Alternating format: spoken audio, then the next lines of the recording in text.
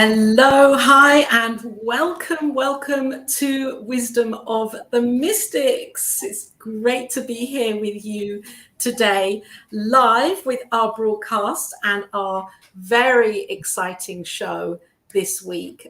We're here on New Thought Media Network, of course, shining the light, sharing the love, and very excited I am, and I'm sure Reverend Kathy is excited too, to be here and to be introducing our guest for this week. So welcome to the show. Welcome, everyone. We're so glad you're here. We have a very special show for you today, and it is my great honor. So I'm Executive Director of the Science Mind Archives and Library Foundation. It's just such an honor and joy to work with Laura and New Thought Media Network to share with you these wisdom of these mystics. And this is one of the more modern New Thought mystics that we have, has touched and transformed millions of lives.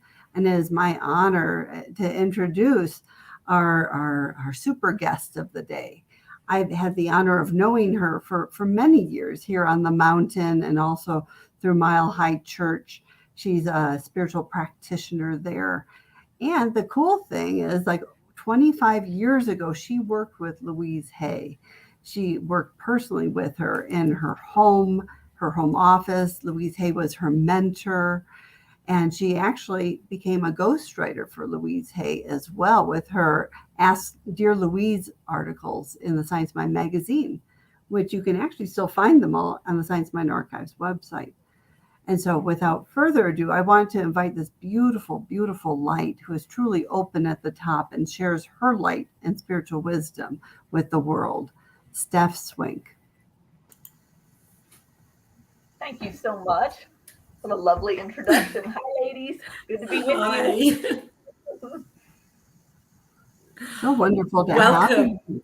Welcome. Thank you. Thank you. I'm honored. And I love that my face on this broadcast is right next to my beautiful friend Louise's face, and it's just, I feel like she's here with us. So I'm excited to be able to share about her. Oh, thank you so much. Yeah, absolutely. Yeah, we it's interesting as we evolved the show, we really were asking who wanted to be brought forth. And Louise definitely very strongly came forth as one of our mystics that wanted to be presented here. And so we're so grateful to have you here who really knew her, because one of the questions we have is like, who was she as a person, like in her day-to-day life and in the world? Well, I was thinking about her. She's still such a presence in my life. She still deeply informs so much of what I do. Now I've been a practitioner now for 22 years, and I started that training with her. And I remember asking her what she thought about my doing that in her home office in California. And I love that she said, it's your calling. It's a no-brainer. You need to do that. And so I had the unique opportunity of being in her home life situation. She had of course, Hay House, and with lots of supported staff and everything there. But it was myself and one other woman who were her personal assistants in her home. And my job morphed very quickly into being the one who would respond to all of the correspondence she received for her Dear Louise column, people sending in their questions. And boy, that was such a training ground for me, as you can imagine. And, Louise, on a day, you were asking, who was she on a day-to-day basis? And I was speaking with my husband about her this morning and shared with him, didn't think this would come into what we would do today, but he said, it's perfect. You have to share that story. Because it really does describe who she was as a person. It was on a particular day after working for her for some time, we had a little sit-down chit-chat about my job, how I'm doing, how she's feeling about it, how I'm feeling about it. And I very courageously said, I think I'm doing great and I should get a raise. And she said, I'll get back to you on that. And then that afternoon, she was having a particularly stressful afternoon. And I asked her something at the wrong moment, and she was short with me. She was abrupt and rather rude, to be honest. And so the next day I came to her knees knocking. I said, I have to practice what you're teaching me. And I have to speak to you about yesterday. And she was a little bit like, oh, not wanting to have it. And I said, I'm gonna be you. I'm gonna pretend like I'm you right now. And so I said, I really would appreciate it if we'd be a little more mindful and when we're stressed, and just speak a little more, be a little more kind or a little more patient. And she said, I hear you. And I thought, and that was it. And I thought, that's not really what I was looking for in that. Next day I come back. There is a card on my desk and a beautiful gift. I should have dug it out of my jewelry box. She gave me this beautiful pin of this woman leaping. And in the card, she said, thank you. You've got your raise, and I appreciate you. And then she was watching me. This is Louise. She's watching me as I read that card. And then she came into the office and she smiled at me and she said, I just have one thing to say. I said, what's that? She said, I want you to know that we teach what we most need to learn. And then she smiled again and she turned around and walked out. And I really had to think about that. And then it just hit me like, oh, her philosophy and what she taught was the importance of loving and forgiving ourselves. Yeah. Genuinely loving and forgiving ourselves. And so what she was in essence saying to me was that she was still working on that. Right. As far as she'd come and all the books and the fame and who she was as a human being was somebody who had rough moments and made mistakes. And then she owned up to it. And anyway, that story is one of my favorites about Louise, and how she was very human and a real lover of life. Yeah, that's it's a beautiful story and truth, because I think it can be so easy to idolize all that are in our midst who have managed to create a certain amount of impact for themselves and for the world, and to hear that she's a human being, as we all are. Her humanness was, she was working that out, as we all are. I love the way that she gave you a brooch from a woman leaping. That's like her taking the leap here. And you took a leap. Yes. And it was in her vulnerability, because she had to be on so much of the time, right? I mean, she had such an enormous reputation. And the other thing about her being human, that who she was as a person, that makes me smile, is that when people would sign up and go through the Heal Your Life training, which I know, Laura, you know about and have completed. So there was a certification training program. It's still active to this day, to become a teacher and a life coach based on Louise's work. When I worked for her in her home, the graduating students would come to the house, and they would, for their graduation party. And of course, they're ecstatic. They get to meet their idol, right? I can't tell you how many times she would just did not want to take responsibility for people healing their life. They would inevitably say something like this: Louise, you or your book saved my life or changed my life. And she would go, no, I didn't. No, I didn't. I didn't do it. I just wrote a book. You did it. You did the work. And she never wanted to take credit. And she always wanted to give the power back to the people who, in essence, kind of idolized her. And I loved that about her. Yeah. She would never just say, oh, thank you, and take credit. That was not Louise. Nice. And that is the teaching, too, is that empowerment, and that the power is within, and the wisdom is within each individual person. And we can have books and go to workshops and classes that can ignite that divine spark. there's a spark within us that it can fan the flame, but the person has to be willing, to open, themselves, and to be vulnerable, and to step through fear, to evolve their lives. So God bless Louise for giving that power back to them. So that's beautiful. Yeah. Wow. I'm really interested here. My mind's ticking right here, because it's kind of like I feel there are two parts to Louise's work, or although I realize they're intertwined. There was, the Heal Your Life movement, as it were, and then that evolved into Hay House. And I'm sure, I mean, her main teaching would have, the thread of that teaching would have run through everything. And though from the beginning, when she started, and do because I know that was way back, even before in the 80s, when she began with Heal Your Life, how she managed to create that impact in such a short space of time. What was going on around her, do you think, at that time, that was enabling her to really have that huge impact?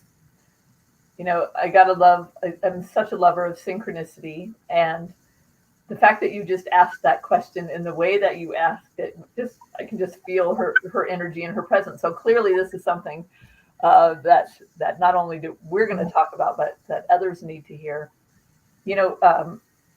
One of the experiences I had with her too, I was in college, I was writing a term paper on the essence of success. And I brought my papers in, and I sat Louise down to interview her. So I love that you asked this question, because that was in essence what I was asking her. How did you do this? What was the story? I'll never forget what she said. She said that she was very clear about what she wanted to share with people. She was a practitioner, and she was called into a deeper service through the AIDS epidemic.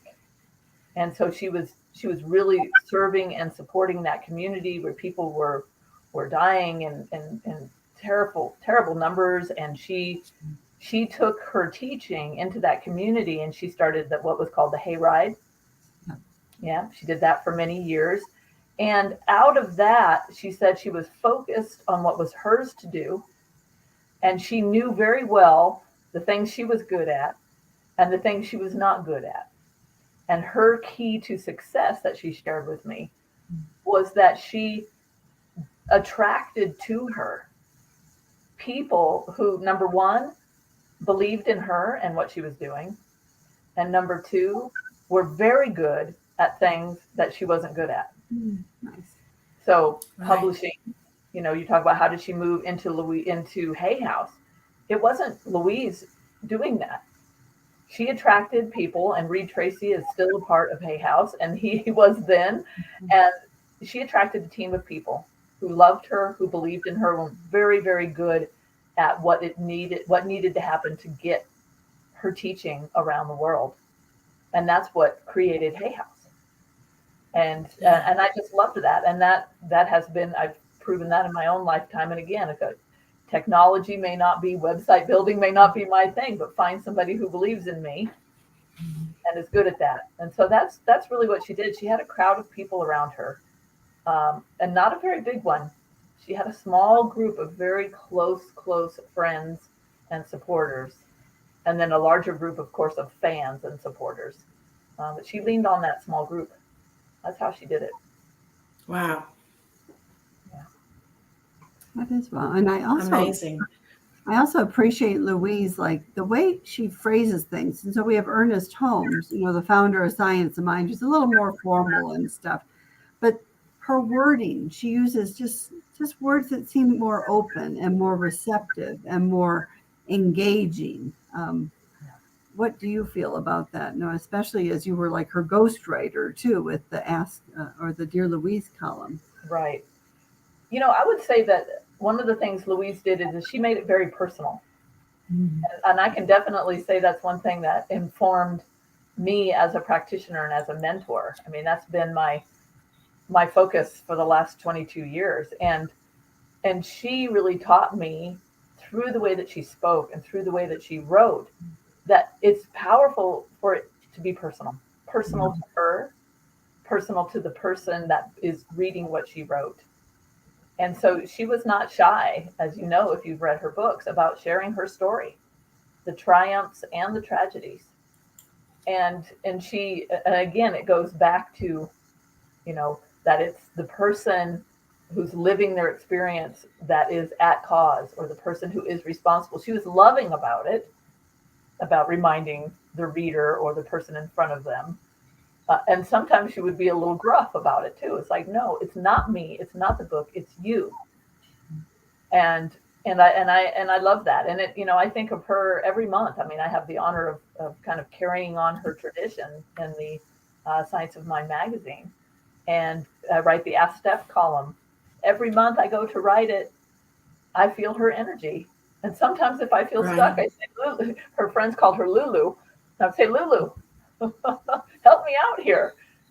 And inevitably, what needs to be said is said in the most loving and impactful way. Yeah. Great question. Thank you.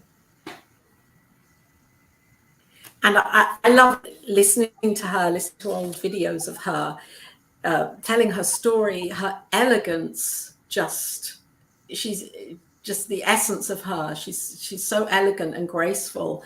And I've never heard her saying anything negative about that story. When she's explaining it, she explains it with love. Mm-hmm. She doesn't say anything, derogatory about the people or what happened. It's really coming from that place of she's done the work around this. I can really feel that in her. And I think that possibly is what attracts so many people to her, is that it's very obvious that she's done the work around it. Yeah. Yeah. And I just have to say, she continued to do it. I will never say, and I wouldn't think of myself or anyone else, and even Louise, that they reach a point where the self-awareness and the learning and the practice doesn't continue. I remember a time that she had a group of 3 or 4 really good friends, and they would get together and go out to lunch, and they would come over to the house, and she had a beautiful swimming pool, and they would have pool parties. And she was telling me about how the 4 of them decided that they were going to spend a week, and they were not going to do any gossiping, not any gossiping about anyone. And she said that one of her friends called her on the phone, and they just sat there quietly. Which makes me laugh, because she said, and it wasn't that it wasn't necessarily that they were speaking negatively of people. Maybe they were, I don't know. But she just said it made them laugh when they realized that, they like to talk about other people. And when they decided not to do that, they didn't have anything to say for the first day. And then they got used to it, and they changed that. But I just remember how hard she was laughing when she was telling me that story. So yes, she was very eloquent and very aware. And she was very aware that the learning never stopped. Hmm. Yeah. And I would like to just ask, before we move on to the next, still staying with her main teaching here, because looking at the book, going to the back of the book, and the pages upon pages of affirmations related to very, very specific diseases or illnesses or discords, it's always just struck me as how I know that as a practitioner, she was active, and she was working with people one-on-one very regularly. That list, though, of those ailments at the back of the book, I just wonder how she managed to get to so specifically to those treatments for that particular ailment, which seems like that's so rare. That particular one is so rare. How did she get to that? Was she actually inspired by another or another New Thought teacher, do you think? It was both. And oh boy, do I wish that at the time I would have thought to write down the names of a very small selection of books that were right above my computer to help inform me. And they were, and I wish I could tell you who they were. And one of them was extremely old, very, very tattered old book. So she had some support that way. There were those who preceded her, and she studied those materials. But I would say even, well, maybe possibly even more so than that, was her own experience in that she shared that, and I think this is in her book as well, but she shared with me that she started having things happen in threes. She would have clients come to her, 1, 2, 3, with the same problem or challenge, whether it was emotional, and then they would dig down and discover that there was some physical manifestation, or the other way around. But it became undeniable to her that she was being given, through these synchronistic trios of issues, specific information that she needed to begin recording and writing down. And that's what birthed what's lovingly called the Little Blue Book, what Kathy, there it is, that appeared for her very synchronistically today at the archives. Yeah, so that both of those things. So she did have support in that. There's metaphysicians that preceded her in some of that thinking, and then that was enhanced by her own experience. Yeah, what a great question, because these are really specific, her affirmations, and there's so many. I mean, she went through the list. I mean, it really is a little metaphysical toolkit, that's just right here, that so many people, the first thing they do is they say, I went to Louise's book, and this is what it says, and this is the affirmation I get to use. And, and so thank you for sharing how that kind of evolved for her. I mean, I think that's really a powerful story, because you kind of wonder, wow, how did that happen? Yeah. And, I started noticing that was happening when I finally took the scary leap to become a practitioner and mentor full time. Mm-hmm. I started noticing that something very similar was happening, in that there was a theme. It wasn't necessarily in threes, but that people were coming to me with very similar issues, very close together. And I thought, how fascinating. That to me, that was confirmation that I made the right choice to do my work full time. Thank you, Louise. Yeah, thank you. Other questions? Yes, and confirmation that we teach what we need to learn. So it's the mirror of that coming back in those people that are facing us with what it is that they want to be demonstrated for their lives. It's beautiful. And actually, we have one of our guests wrote something. I'll figure if I can put it on here. I think you might even know her. This is Cindy Chadwick. You know Cindy? Yes, I do. I thought you did. All right. So grateful for her wisdom. So puzzled when I had an attack of pancreatitis, as I do not drink or do medications. It was brought to my attention information in her book regarding abandonment with this condition. There was a situation that made this perfect sense, and I was so glad to have an answer. Wow. Thank you, Miss Cindy. I remember that. Yeah. And, and that's such a powerful impact to have. Number one, you realize that you're not completely alone. Number two, there's something that you can do about something that feels out of control. And I love that. And to recognize, I think that's such a powerful thing about the wisdom of the physical body that Louise brought to our awareness. It's not just that it's reflecting a false belief, but sometimes it shines the spotlight on an area of healing that we would not look at otherwise. Yes. So the body is brilliant in helping us awaken. And do you think for her it would have been too broad if she would have, said to somebody, focus upon love or forgiveness, because she was asking them to be really specific? It was unearthing or unraveling maybe a whole pattern of beliefs for them.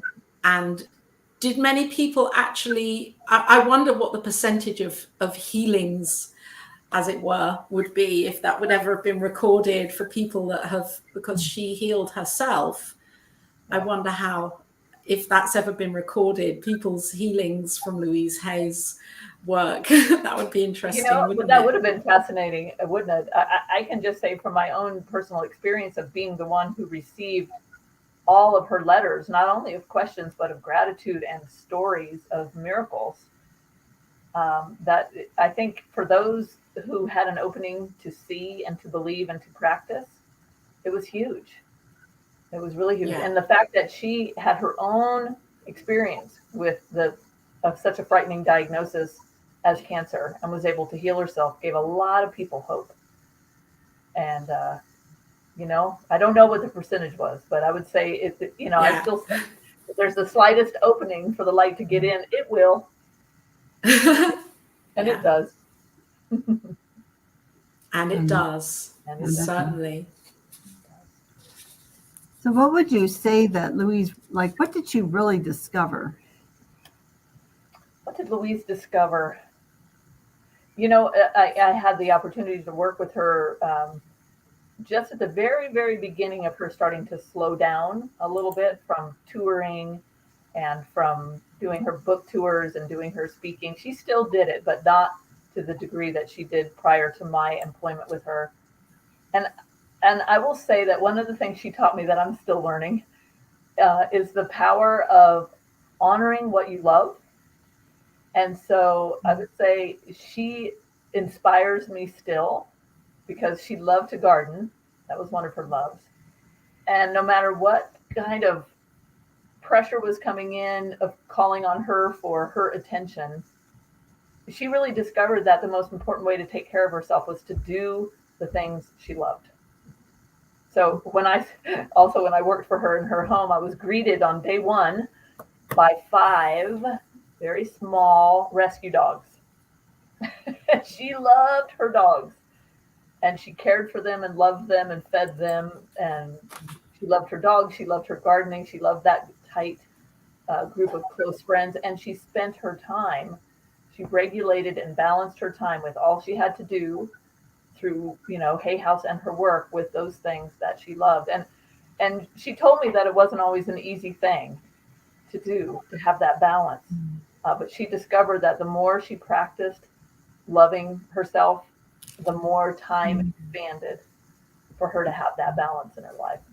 And it's so poignant for me right now, just really recognizing that importance and practicing it myself. So hopefully that'll touch and inspire some people. Wow. That is important. And I wonder when she first started, because the enormity of what she's created, that is really a legacy that is still here now, and with her workshops that are franchised and Hay House, that this still continues. The ripple of this is still continuing. And what I find absolutely incredible is that the workshop and the coach training is the very same workshop that she taught then. It has not changed at all over the years, maybe a few little shifts here and there, but the main body of it. It's amazing that over 30 years, a body of work just stays the same and it's being taught all over the world. All over. And so powerful. I love that. And I love that, she didn't just teach it. I mean, she created that. The steps and the pieces of that workshop, the Heal Your Life workshop. And there's no need to change what actually works so powerfully and so beautifully. And I was very blessed that at the time that the internet, this dates me back, right, to when I was working with her, the internet and email became a new thing at that time. The younger folks won't believe that it hasn't been here forever. But when the influx of her correspondence became bigger than one person could handle, my position shifted. And actually what opened up was that Patricia Crane and Rick Nichols, who teach that training, they were doing prayer and affirmations for a personal assistant like Stef at the same time that my job changed. So I went to work for them, and they're still doing the work. She and I were just. She learned about this broadcast, and she was sending me text messages, very excited that opportunity. Yeah. So she's watching, and and she wanted to let me Hi, know. Patricia. Hi, Patricia. Hi, Rick. Hi, And Rick. It's great to see you again. They are still doing this work. Yeah. And they have taught trainers to teach people to become certified through the training, through Hay House, to continue on this legacy. And to this day, people are still being transformed in very profound ways through this work, through her work. I love that. Yes. Absolutely. And it's incredible how when we look back at the New Thought lineage, the teachers, the sages, the wisdom teachers, the ancients, and how all of them, it seems, have pieced together from others and then created their own. And then someone else, the next person, has taken a piece of and created their own. And Ernest Holmes, taking pieces of and synthesizing it. And so I wonder what else. I mean, I can feel Emma Curtis Hopkins in Louise Hay's work. I can just feel she looked back further than Ernest Holmes to bring that into her body of work. Right. I wonder if there are others that you can resonate with, Stef. You would think me personally, Louise would have brought in her work. That Louise would have brought into Heal Your Life. Other teachers' understandings. Yeah. It's been some time, of course, since I was there in her office, but it's funny because this isn't one of the further back folks, but this is what's coming kind of as an answer. Is she was very inspired and informed by her colleagues of the time, Wayne Dyer, Deepak Chopra, and I look back and I remember how many manuscripts she would receive from people who have their own avenue of wanting to share their gifts with the world. And and she was informed by Emma Curtis Hopkins. I think she had a quote of something of hers somewhere in that office, if I recall correctly, and Troward. And I know that she had great respect for them, and she felt that it was her, not so much just her responsibility, but her opportunity to bring more voices into the world.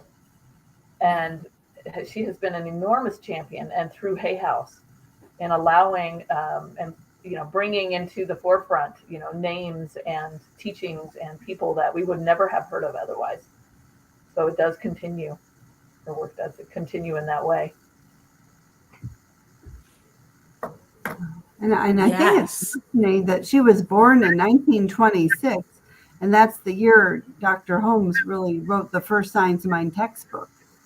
And so I think that's a kind of an interesting synchronicity of her coming into the world, right when the teaching, as the teaching was being birthed, so was she, literally. Literally. That's great. Wow. Kind of a neat connection. I love that. Yeah.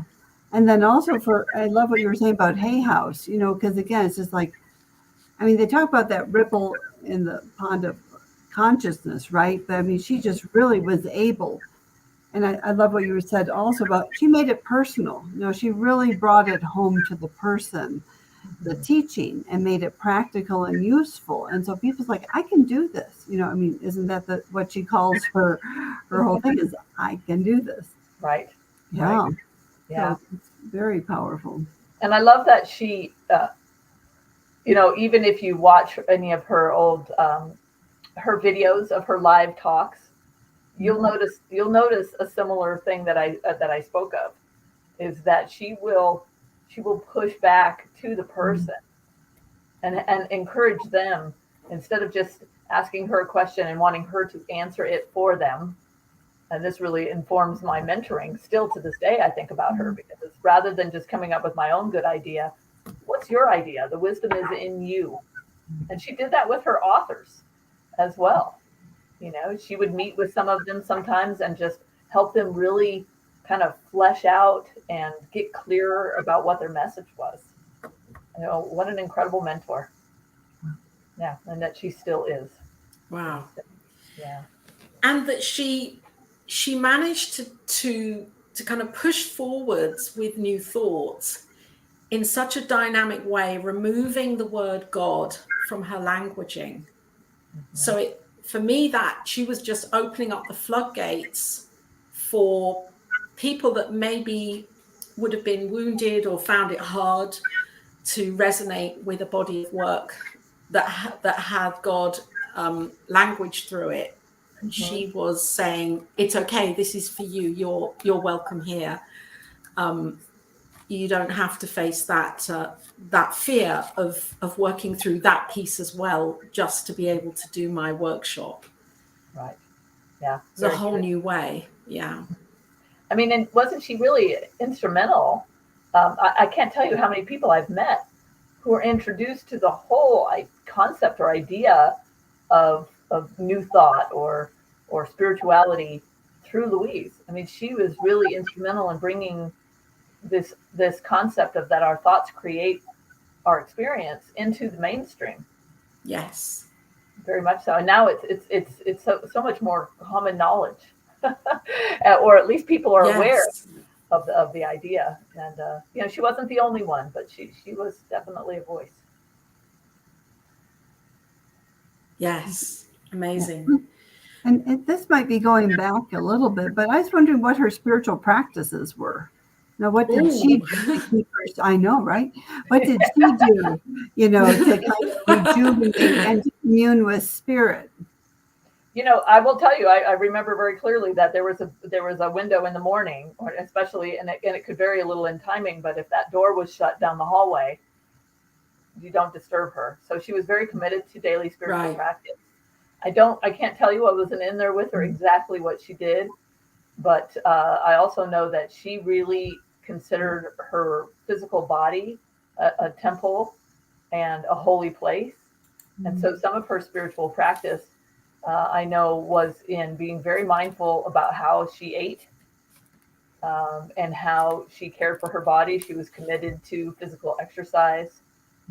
And, you know, that self-care, you know, that's kind of a buzzword, hasn't it been for a little while now? Yes. And especially, you know, through what we're all agreeing are some pretty challenging times, the importance of self-care, the importance of self-love. And again, I go back to that balance of not being so thrown off course by everything that we feel called to do as to not care for ourselves, not stop and have a meditation practice and eat well. And so that's my answer. Again, I remember her altar. She did have an altar, Kathy, and it was beautiful. But that wasn't a place that we hung out together. That was her sacred place. Oh, thank you. How cool. Yeah. And I wonder, I heard once, I don't know if this was just, you know, how you hear things online and whatever, that she actually became a minister of religious science. Can you speak to that, Steph? Do you know if that was true, if she was a minister? It was true. I cannot speak to exactly the formula that she went to or through. It's different certainly today, as you know. Right. Ministerial training is much more formal and structured. But you know, and it may have been that was the case for her as well. But I don't know the logistics. I just know that it was the next step for her, and she took that. My understanding is that she never actually had a pulpit. She wasn't a minister of a church, but more of a guest speaker, as you can imagine, a very desired guest speaker. But she was a minister as well. Cool. Maybe I'll check in the archives. Yeah, check in the archives, Kathy. You might find something. She definitely took her pulpit into the world. She wasn't waiting to be in a building with this. She was like, let's just reach the world with this. Yes. Yeah. And you know, I can't even say for sure if that was her if that was her intention. She wanted to reach and touch and heal people. I don't know if she had a big vision of, wanting to be a household name. She may have on some degree, but she was a pretty private person. And so I think she was just really open to how this universe, how Spirit wanted to use her. She let it. Yeah. Oh, do you think that anybody as devoted as her could achieve? Do you think this? I mean, I know the answer to this. I just wonder, for you to, because as I'm saying it, of course anyone can. It's just she had a certain mix, the way that she was doing things, and her belief must have been so. Her faith must have been so strong, because I'm sure when she began, she maybe not have had the prosperity that wasn't as easy for her to keep going at certain times. She, I think that's true. And I'm going to go back to that little interview I did with her when I was writing my college paper. She really trusted the people that surrounded her, myself included.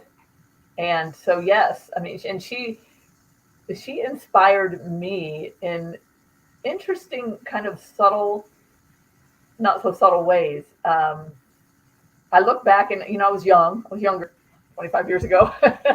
and I think about how, she wanted to inspire me to recognize what was possible for me, because I was struggling financially when I came to work for her.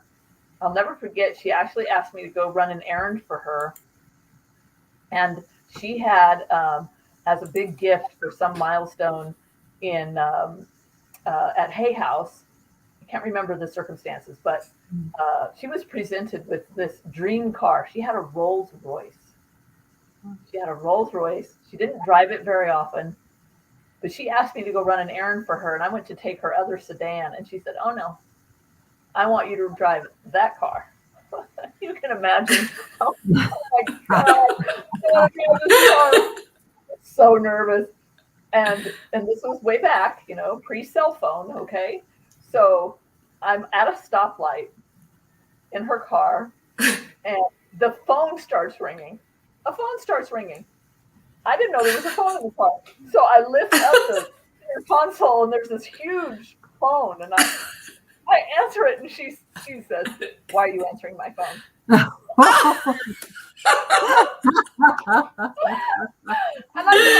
love it. I don't remember what I said. Then she goes, "Don't worry about it." And she said, "Are you at a stoplight?" I said, "Yes."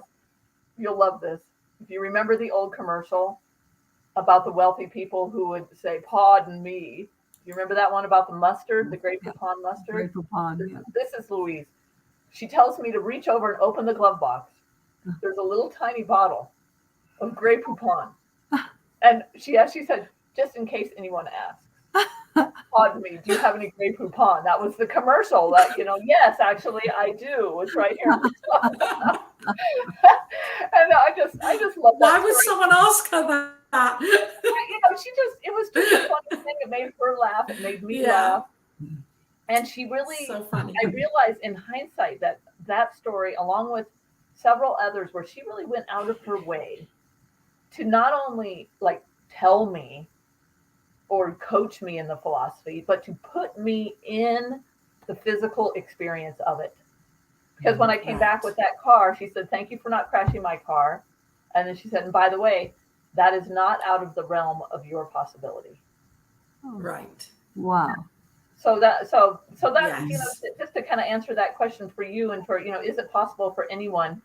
Yes, because I live this incredible life that I like to think that my friend Louise Hay would be very proud of, how I live and the freedom that I have and the work that I do. And, she taught self-love and compassion, and I have that for myself in ways I never did before. And I'm just immensely grateful. Immensely. So I hope that answered your question. Beautiful. I love hearing those stories. They really give me, and I hope the viewers here and Reverend Kathy a taste of her humanness and her humor. I bet she was very funny at times, and I bet she may have been very challenging also. Like us all. Yeah, I can feel yeah. Like us all. So, and if you're watching here, thank you so much for joining us today. We are in the midst of a wonderful conversation with Stef Swink, an emeritus practitioner, science of mind practitioner. And Stef has worked extensively with Louise Hay and is here talking about Louise today and her understanding of Louise. And Stef continues to write her own column in the Science of Mind magazine, which is wonderful, Ask Stef. So you were assisting Louise with Ask Louise, and then as Louise transitioned, you continued with Ask Stef with your own column. Yes, I was facilitating a group, the publishing group actually, through a group process up at the home office, and at lunch was asked if I would be interested in carrying on the tradition. What an honor. So it's been almost 5 years now. And wow, has it been 5 years already? I remember when you started it. Yeah, it's delightful. I love doing it. And I will just say to any of you who are watching this broadcast, I love to receive your questions. And I like to think that I still partner with the Spirit of Louise, and we respond. And so, my website has been shared, and you can email me at Stef Swink and ask me your questions. It can be about anything. And just know that when they're responded to and they're in the magazine, it touches literally, just like Louise, thousands and thousands of people. So we're still partnering. Thousands. It's incredible. So people can write into you from your website, stefswink.com. Yes. And they can write in with their Yes, they can. And thank you. I see that you're so thoughtful. Thank you for putting up there that I'm also doing a retreat in October in Oregon. And it's an annual retreat that is filled with, all of this energy that we're talking about. And so I love carrying on this work. I'm very honored and grateful. So thank you. Thank you. Thank you both so very much. Oh, yes. The retreat sounds amazing. You can visit Stef's website to find out more about that. I'm going to have a good look through that later and ask your question for Stef, and she will hopefully answer that in the Science of Mind magazine. Please send them in. Yes. Amazing. And so how would you say right now, at this time where we are, I know that when Louise was in her formative time with this, with the teachings as she knew the teachings, and then there we have AIDS and HIV, and she had this incredible kind of place to be able to say, here I am now helping people. Where do you think, if Louise were here right now with what's going on on our planet, what we're experiencing, where do you think she still would have focused her attention on health, with COVID maybe helping people with that, or do you think she would have turned into her attention to more kind of cultural or political or equality aspects, that because there's so much happening? That's a very good question. That's a very good question. And I would just say from my heart, my best guess is that Louise was always a champion of people. And specifically, not only, but specifically really championing those who felt that maybe they did not have power. So I'm not sure she would have gotten into politics, but she definitely would be speaking for equality between the genders and all genders and all identifications. That would have been huge for her, I think. Just really supporting however people want to identify, giving people the freedom to be who they truly are. And I also like to think, because this is close to my heart, and she really inspired me in the natural world with her commitment to that and growing her own food and just the way she nurtured her animals and her plants. I would imagine that she'd be speaking environmentally about the importance of Wow. loving ourselves is paramount to loving this planet and all of life on it, to nurture it, to care for it, to heal it. And so that would be my best guess. Wow. So it's that shift away from, heal your life to heal our lives. Yes. Opening up. Very much beautifully said. I feel that she would be an advocate for oneness in a way that we need it to come into our awareness now more than ever. Yes. So she still is, I would say, because that's a big part of her teaching. We love ourselves, forgive ourselves, love our neighbor, forgive our neighbor. Right.